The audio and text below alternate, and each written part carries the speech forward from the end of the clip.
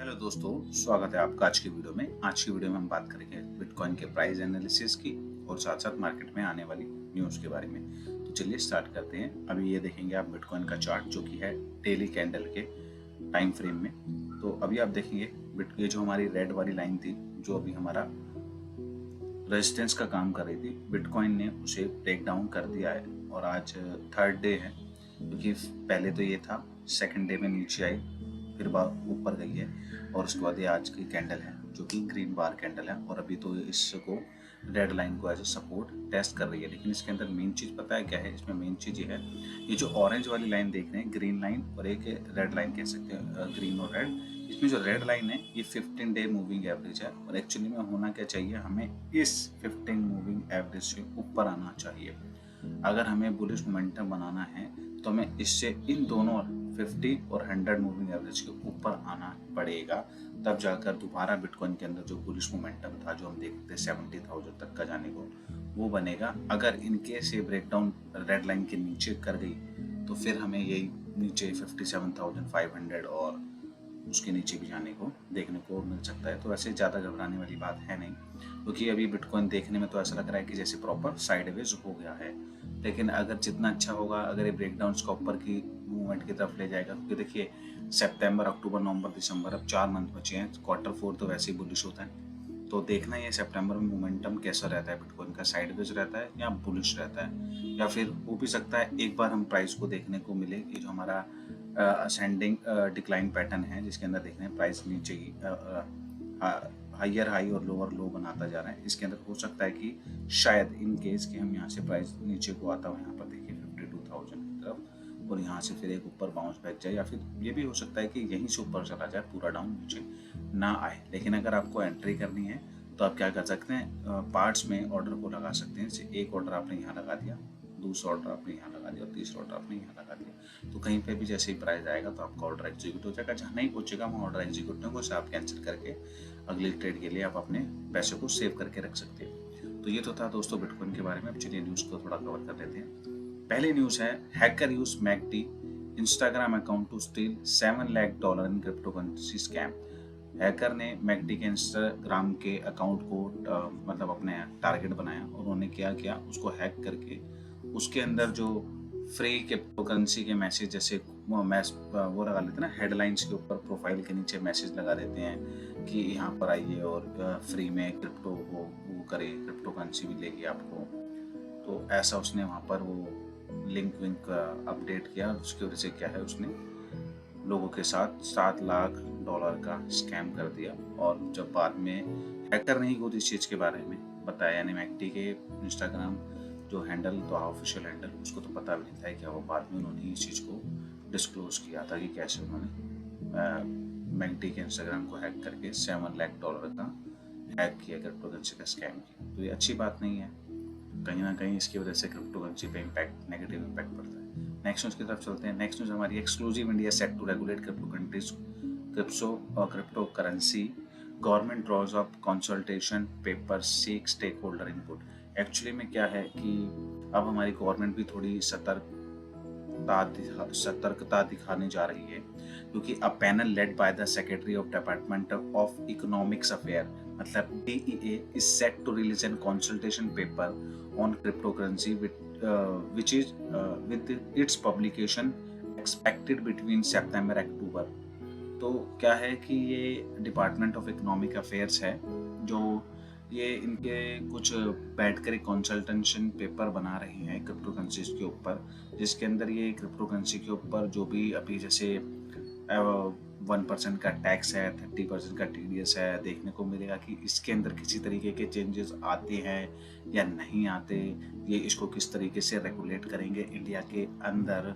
क्योंकि जब अपना G20 नेशन हुआ था, तब भी इन्होंने क्या कहा था कि ग्लोबल एक फ्रेमवर्क जो बनेगा उसके भी हाफ पर, यानी कंट्री के अकॉर्डिंग, हर कंट्री जैसे अपने अपने कंट्री में कितने % का टैक्स लगा रही है, क्या क्या चेंजेस ला रही है उसके अंदर, तो उसको कवर करते हुए सारी G20 कंट्रीज मिलके एक अपना खुद का एक ऐसा डिसीजन लेगी, जिसके अंदर ऐसा रेगुलेशन फ्रेमवर्क बना के लाएगी, जिससे कि क्या यूजर्स को बेनिफिट मिलेगा और साथ के साथ कंट्रीज को भी। तो उसके अंदर अभी देखना सबसे बड़ी बात ये होगी कि इसके अंदर इसको एक मान्यता क्रिप्टो को करेंसी को दी जाती है या नहीं दी जाती, कि इसको लीगल किया जाता है या नहीं किया जाता। अभी कहने को लीगल है भी और लीगल नहीं भी है, क्योंकि ऐसा नहीं है कि आप इस पर ट्रेड नहीं कर सकते। आप ट्रेड कर सकते, कुछ भी गवर्नमेंट की तरफ से की बैकएंड से मतलब कोई ऐसा बिल्कुल ठप्पा नहीं लगा हुआ कि हाँ अप्रूव्ड है, लीगल है। अगर ट्रेडिंग के लिए भी इसको लीगल कर दिया जाता है तो ये भी बहुत बड़ी बात हो जाएगी। और आने वाले टाइम में अब ये देखना है सितंबर अक्टूबर में क्या नए चेंजेस आते हैं इसके अंदर, क्या जो क्रिप्टो यूजर्स हैं उनको भी थोड़ी रियायत मिलती है टैक्सेस को लेकर, क्या उसके अंदर भी स्लैब बनाए जाते हैं, क्या इसके अंदर जो TDS उसे कम किया जाएगा नहीं किया जाएगा, मतलब रेगुलेटेड फ्रेमवर्क किस तरीके से डिज़ाइन किया जाएगा कि इसको आप लीगल मान्यता मिलेगी या नहीं मिलेगी। शायद इसका खुलासा हमें सितंबर और अक्टूबर में आने वाले 1-1.5 महीने बाद हमें मिल जाएगा। और चलते हैं अब अपनी नेक्स्ट न्यूज़ की तरफ। नेक्स्ट न्यूज़ जो हमारी है वो है Donald Trump pushes new crypto platform to challenge big banks and financial elites. Actually में क्या है कि डोनाल्ड ट्रंप ने एक नया प्लेटफॉर्म लॉन्च कर दिया है जो कि क्रिप्टो करेंसीज के लिए उन्होंने लॉन्च किया है, जिसका नाम उन्होंने दिया है the defined wants to hits 7.5 million followers on social media platform Truth Social. Actually में क्या है, इनकी जागरूकता तो आपने देखी है, मतलब इनका प्यार देखा है आपने क्रिप्टो के लिए, और ये चाहते हैं कि क्रिप्टो मतलब प्रॉपर वे में चलन में आए, किसके अंदर, यूनाइटेड स्टेट ऑफ अमेरिका के अंदर। तो इनकी तरफ से क्रिप्टो को पूरा सपोर्ट है, और उसके साथ साथ उन्होंने ये चीज़ भी दिखाई है कि उन्होंने एक नया प्लेटफॉर्म भी लॉन्च किया है जिसके अंदर वो चैलेंज कर रहे हैं बिग बैंक्स और जो फाइनेंशियल लाइट्स वहाँ के बड़े बड़े, मतलब आप कह सकते हैं बिग फर्म हैं उनको, बैंक्स को। और जिससे कि क्या होगा कि आने वाले टाइम पर इनका ये कहना है कि इसी क्रिप्टो करेंसीज के थ्रू ये USA के बढ़ने वाले डेब्ट और उसको कम कर सकते हैं और पब्लिक को फ्रीडम प्रोवाइड करा सकते हैं। तो अभी इनका ऐसा मानना है। तो चलिए चलते हैं नेक्स्ट न्यूज़ की तरफ। नेक्स्ट न्यूज़ हमारी जो है वो है सोनी को लेकर। सोनी का नाम तो आपने सुना होगा, LED से लेकर साउंड बार तक, मोबाइल फ़ोन तक, वॉकमैन सीरीज़ जो आपने वॉकमैन सुने होंगे कानों में लगा के, एयरपोर्ट्स, हर चीज़ सोनी ने अपनी बनाई है। तो अब सोनी मतलब एंटर करने जा रही है Web3 एरा के अंदर, जिसके अंदर सोनी क्या कर रही है, सोनी अपना खुद का नया प्रोजेक्ट, नया ब्लॉकचेन बना रही है जिसका नाम है सोनियम। इसको आई थिंक सोनियम ही पढ़ेंगे। ये सोनियम बना रहे हैं, ये लेयर 2 नेटवर्क पे जो बना रहे हैं, ये इथेरियम ब्लॉकचेन का यूटिलाइज करेंगे और ऑप्टिमिज्म जो है उसकी टेक्नोलॉजी को यूज करके अपनी खुद की चेन बना रहे हैं जिसका नाम है सोनेलियम। तो ये बहुत बड़ी बात है कि इतनी जाइंट कंपनी, क्योंकि सोनी कोई छोटी मोटी कंपनी नहीं है। सोनी मतलब एक जापानीज कंपनी है और जाइंट फेमस कंपनी है जो कि 1970 से चलती आ रही है। और ऐसा नहीं है कि ये कोई छोटी मोटी कंपनी है, इसके अंदर मतलब billions of trillions of dollar का आउटफ्लो इनफ्लो होता है। तो सोचिए ऐसी इतनी बड़ी कंपनी अगर क्रिप्टो करेंसीज की तरफ या ब्लॉकचेन जैसी टेक्नोलॉजी की तरफ गो थ्रू कर रही है तो कितनी बड़ी बात होती है ये बड़े बड़े प्रोजेक्ट के लिए और मार्केट में आने वाले आउटफ्लो इनफ्लो के लिए। क्योंकि आज तक लोगों को ना अगर एक्चुअली में क्या है कि ना ये क्रिप्टो करेंसीज कभी समझ ही नहीं आई। मोस्टली लोग पता है क्या समझते हैं कि बस ये ट्रेडेबल थिंग्स हैं, मतलब ट्रेडेबल कॉइन्स हैं बस ये। लेकिन इनको असली चीज़ ये नहीं पता कि इन ट्रेडेबल कॉइन्स के पीछे हकीकत क्या है, इनके पीछे असलियत में है टेक्नोलॉजी। मतलब जैसे एक फॉर एग्जांपल के लिए एक कंपनी है रिलायंस की, ठीक है ना, जो कि आपको क्या बिजली प्रोवाइड करा रही है, ठीक है ना। तो रिलायंस के आप एक स्टेक खरीद रहे हैं, आप उसके शेयर खरीद रहे हैं, तो आपको ये पता है कि रिलायंस है, ये ब्रांड है, इसका ये शेयर है। ऐसे बिटकॉइन है, बिटकॉइन एक ब्रांड है, उसका एक कॉइन है, ठीक है ना। अब रिलायंस उसके पीछे काम क्या कर रही है, वो उसके पीछे मतलब ऑयलिंग का काम कर रही है या उसके पीछे इलेक्ट्रिसिटी का काम कर रही है। ऐसे ही ये जो कॉइन्स है, चाहे वो XRP हो, चाहे वो OP हो, चाहे वो इथेरियम हो, चाहे वो कार्डानो हो, चाहे वो सोलाना हो, चाहे वो बिटकॉइन हो, इनके पीछे का जो पार्ट है ना, वो पार्ट है टेक्नोलॉजी का, कोडिंग का पार्ट है वो। कि मतलब वो एक ऐसी ब्लॉकचेन सिक्योर नेटवर्क है, प्रॉपर डिसेंट्रलाइज है, जिसके ऊपर ना ही हैक होने के चांसेस ना के बराबर है। रिकॉर्ड डाटा को रखने के लिए बिल्कुल सिक्योर स्केलेबल जगह है जहाँ पर आपको क्या, जिस डाटा को आप जब मन चाहे तब एक्सेस कर सकते हैं। और इतना ही नहीं, ट्रांजैक्शन के मामले में अगर उसको फाइनेंशियल टर्म में यूटिलाइज किया जाए तो जो भी कोई ट्रांजैक्शन होती है उसका जो सेटलमेंट होता है वो इंस्टेंट होता है। तो अगर आप शेयर मार्केट, फॉरेक्स मार्केट उनमें देखेंगे तो उनके अंदर इंस्टेंट सेटलमेंट नहीं होता। कहीं 1 डेज लग जाता है तो कहीं 48 आवर्स भी लग जाते हैं, 24 से लेकर 48 आवर्स भी लग जाते हैं। तो करोड़ों ऑफ मतलब ट्रिलियंस ऑफ डॉलर्स आप कह सकते हैं अगर उसमें बात करी जाए, तो वो पेंडिंग रहती है अपनी फाइनलाइज स्टेट के लिए, उसकी सेटलमेंट के लिए। लेकिन इसमें ब्लॉकचेन टेक्नोलॉजी में ऐसा नहीं होता। अगर फाइनेंशियल टर्म में से यूज करते हैं तो आप इंस्टेंट आपका सेटलमेंट होता है। तो ये बहुत बड़ी बात है। जो लोग खाली ये समझते हैं ना कि बिटकॉइन, इथेरियम अच्छा है, कॉइन्स है, कुछ है, लेकिन इसके पीछे का मेजर चीज जो है वो है वेब3 टेक्नोलॉजी, जो है कोडिंग, जो है ब्लॉकचेन, जो कि आईटी सेक्टर्स को रिप्रेजेंट करती है, अपने वेब 2 या इंटरनेट वेब 3 की दुनिया को रिप्रेजेंट करती है। उन टेक्नोलॉजी ने अपने, जैसे फॉर एग्जांपल एससीएल एक कंपनी है जो कि आईटी टेक्नोलॉजी सॉफ्टवेयर कोडिंग के लिए काम करती है, तो एससीएल ने अपना खुद का एक कॉइन निकाल दिया। ऐसे ही क्या है लिनोवो चाहे हार्डवेयर बना रही है, चाहे लैपटॉप बना रही है, सॉफ्टवेयर आईटी कंपनी से है जो कि जिसने अपना एक खुद का कॉइन बना दिया।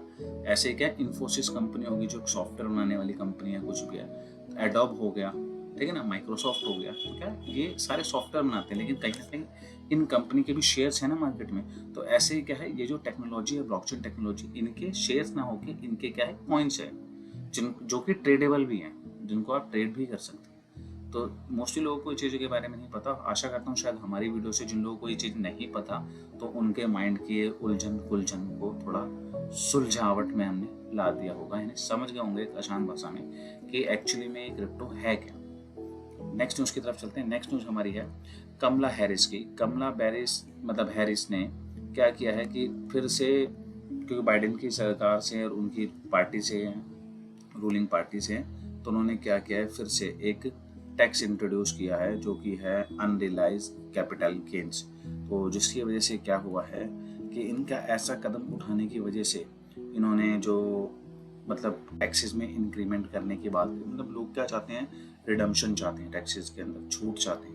इन्होंने क्या किया कि इन्होंने कैपिटल अनरियलाइज कैपिटल गेन्स को बढ़ा दिया 25%, वो भी, ठीक है ना। तो बहुत बड़ी बात होती है 25%, यानी 1 करोड़ रुपीज़ का, अगर ये कैलकुलेशन बता रहा हूँ, खाली 1 करोड़ भी छोड़िए, 1 रुपीज़ में से 25 पैसा आपको पे करना ही पड़ेगा।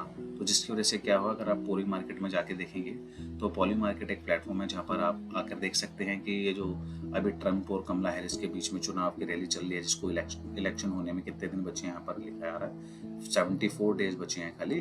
तो इसके अंदर आप लोकप्रियता को जान सकते हैं कि वहाँ के लोगों की डिमांडिंग हैरिस के लिए कितने परसेंट है, जो ट्रंप के लिए कितने परसेंट है।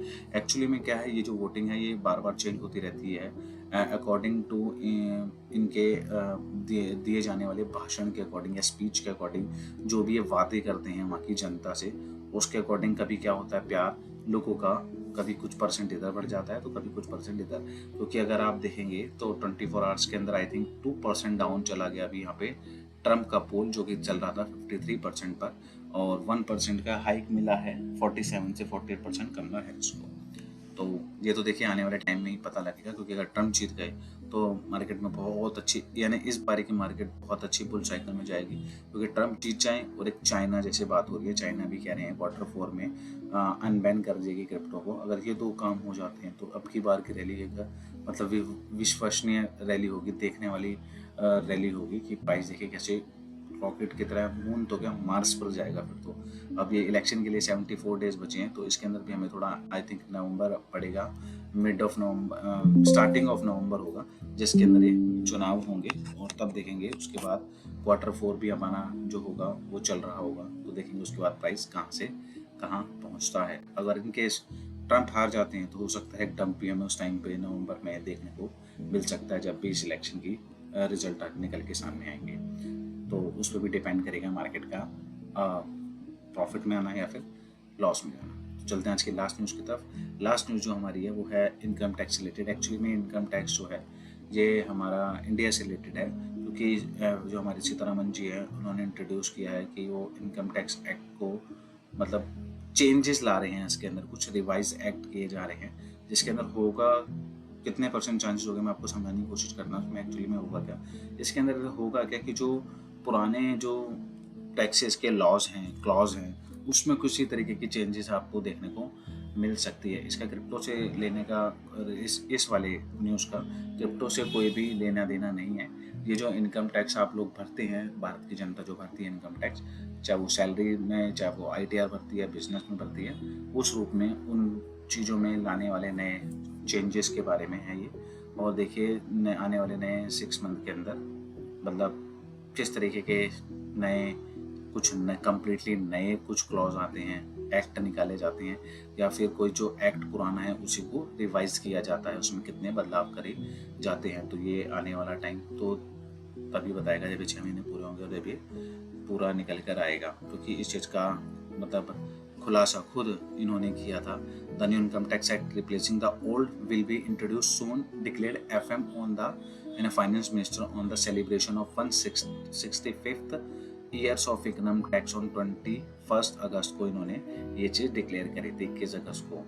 तो आने वाले टाइम में देखेंगे इसके अंदर कितने बदलाव होते हैं और आम जनता के ऊपर या उनके पॉकेट पर इसका क्या प्रभाव देखने को मिलता है। तो जब समय आएगा तब पता लग ही जाएगा, और जो भी कुछ चेंजेस होंगे उसे हम कवर करने की कोशिश करेंगे अपनी वीडियोज़ के अंदर। तो दोस्तों ये थी आज की वीडियो। आशा करता हूँ आपको हमारी वीडियो पसंद आती होगी। अगर आपको हमारी वीडियो पसंद आती है तो दोस्तों ज़्यादा से ज़्यादा लाइक कीजिए, शेयर कीजिए अपनी फ्रेंड एंड फैमिली के साथ। अपने क्वेश्चन क्वेरी के लिए कमेंट बॉक्स में कमेंट कीजिए, और आपका दिन शुभ रहे। धन्यवाद।